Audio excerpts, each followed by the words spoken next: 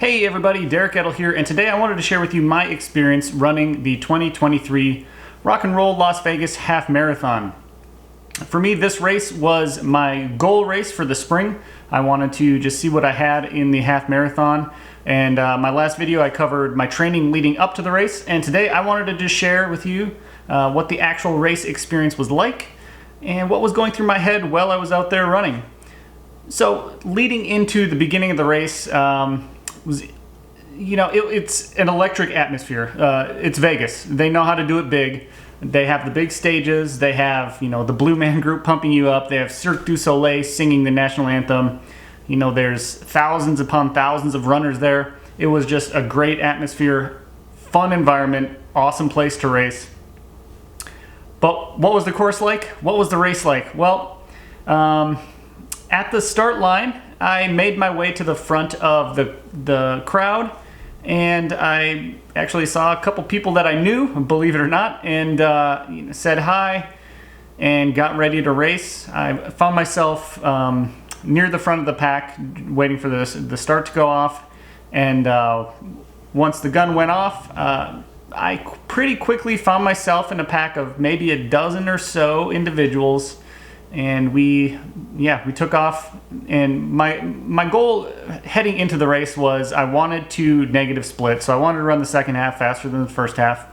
And I knew, given the conditions, it was pretty windy and it was fairly cold, especially for what you would expect from Las Vegas. It was in the 40s and the wind was pretty significant, and the race started into a headwind, so I knew I kind of had that negative split built in because I wasn't going to go out super hot into this headwind. So yeah, when the race took off, like I said, I found myself in a group of a couple guys, and if you just look at the screen here, mile 1 we went out at 5:40, so that was slower than goal pace, which is okay. That was going to plan, and a little bit of an uphill incline, so I would definitely take the 5:40 opening mile and be okay with that. What I ended up doing was I found in this pack of guys there was actually one particularly tall guy that I was working with, and I just tucked in right behind him and let him break the wind for me, and it just so happened that he ran at about 5:40, and so I was more than happy letting him take the lead.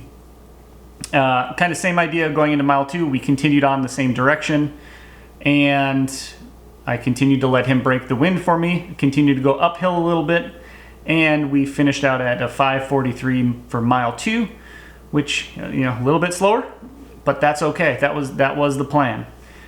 And then at some point at mile 2.5 or so, we ended up doing a hairpin turn, and at that point we now had a tailwind and we were going to be going downhill. So you'll see over the next few miles that the pace really begins to pick up, feeling really smooth, feeling really good.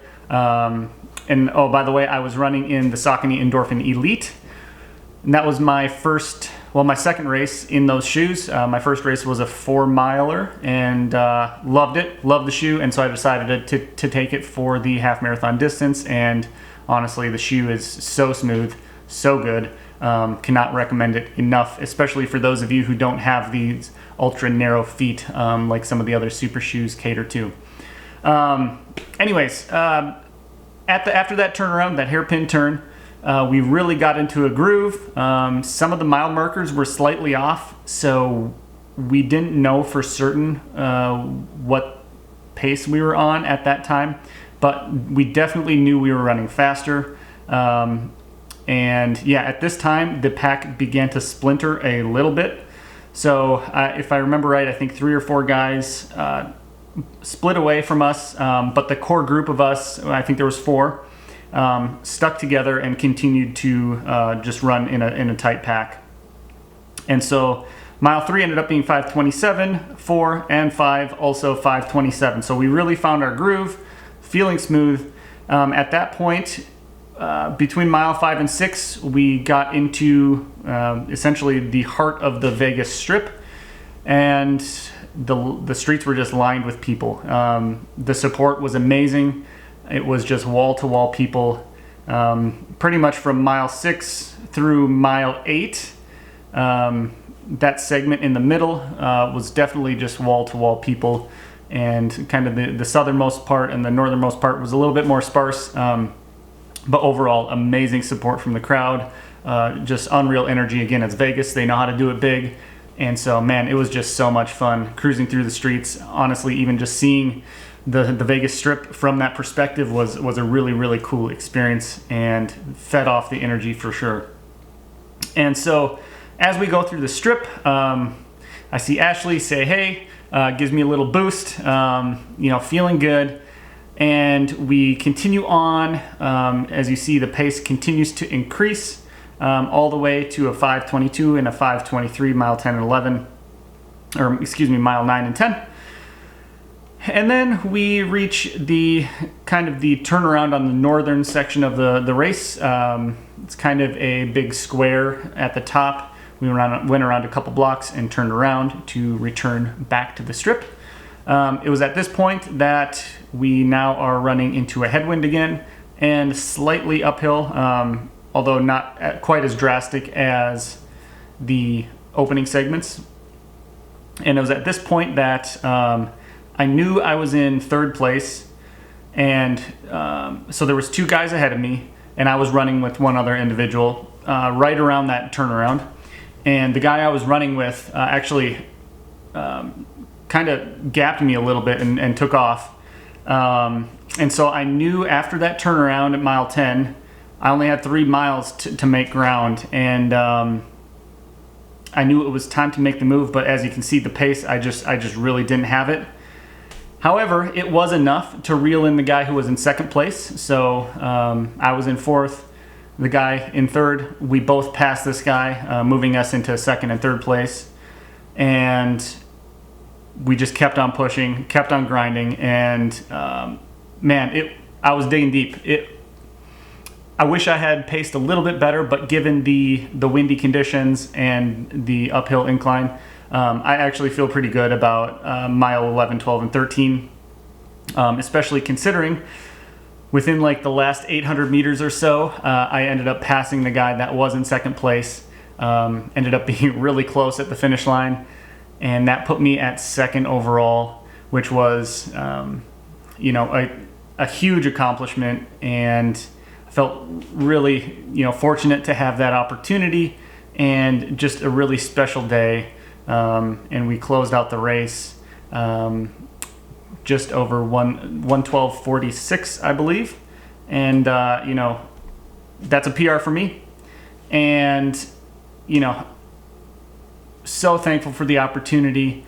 And man, that training block left me with so much optimism and feeling like, man, I'm on the right track.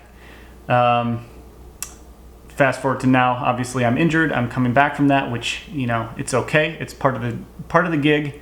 But I'm hoping that I can kind of tap back into that energy, that excitement that I had this February. And coming off this injury, we're gonna get back to where we were. Things will be okay, and we're gonna get back to where we were in Vegas and even beyond that. And I'm so excited for my future. So excited for the future of some of the guys that I'm running with, and Sioux Falls running. And honestly, I just wanted to thank the race directors in the Rock and Roll Las Vegas Half Marathon. It was a great experience. Would highly recommend, especially those of you looking for just kind of a getaway, a place to have a fun race, a place that isn't going to be super hilly. So you're going to have a great time. You're going to be able to run fast. Going to be a lot of runners to run with. So I would definitely encourage you, if you get the opportunity, give this race a shot. Can't recommend it enough. But with that is my race analysis of the Rock and Roll Las Vegas Half Marathon 2023, my experience there. And I want to thank you all for watching. If you haven't already, please click subscribe and like the video. It certainly helps me out. And if you're curious about coaching or any of the services that I offer, there's also a link in there in the description. So please check that out as well. I'd love to chat. Otherwise, thank you for watching. Have a great day.